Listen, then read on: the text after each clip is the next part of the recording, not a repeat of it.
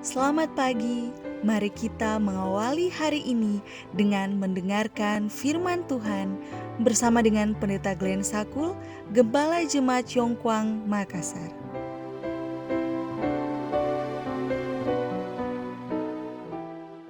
Shalom, selamat pagi. Mari kita berdoa untuk meminta hikmat dari Roh Kudus Tuhan. Ya Allah kami yang di sorga, ketika kami mendengarkan firman-Mu di pagi ini, kiranya Roh Kudus Tuhan memberikan kami hikmat dan kuasa. Di dalam nama Yesus kami berdoa. Amin.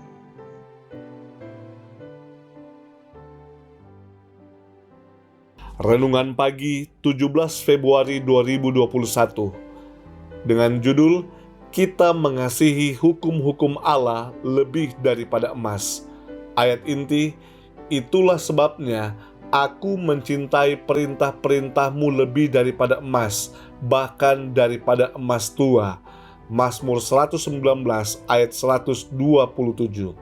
Keterangan, pada hari-hari yang penuh bahaya ini, apakah kita akan tunjukkan kurang penyerahan kepada kebenaran Allah dan kurang hubungan yang bersemangat kepada hukumnya lebih daripada tahun yang sudah-sudah?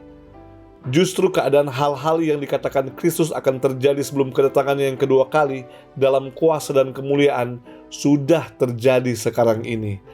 Keadaan berdosa yang merajalela cenderung melumpuhkan bahkan membinasakan iman dan peribadatan yang benar.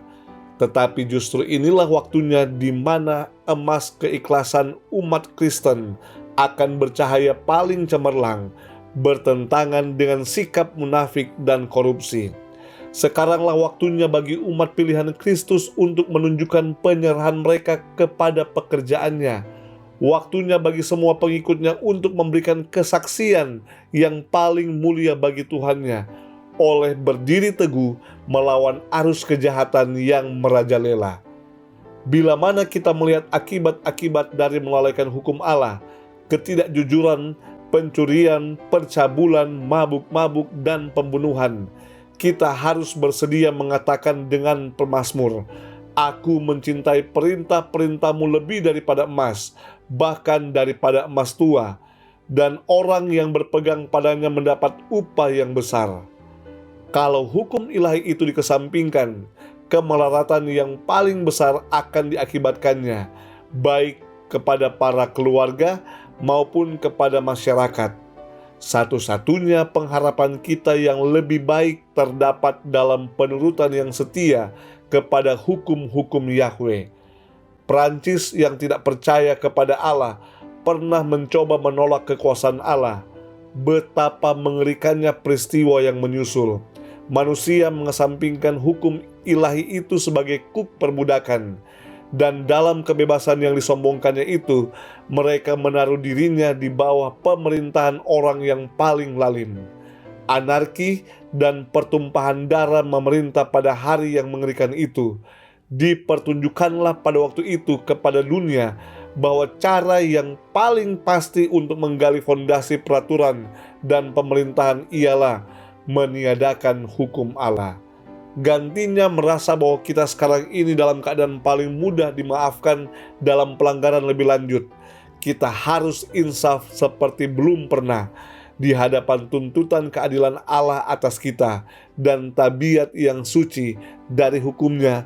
Oleh karena Kristus harus mati untuk mempertahankan kekuasaan hukum itu. Kelak nanti penurut akan melihat hasil-hasil yang berbahagia yang mengikuti pemeliharaan semua perintah Allah.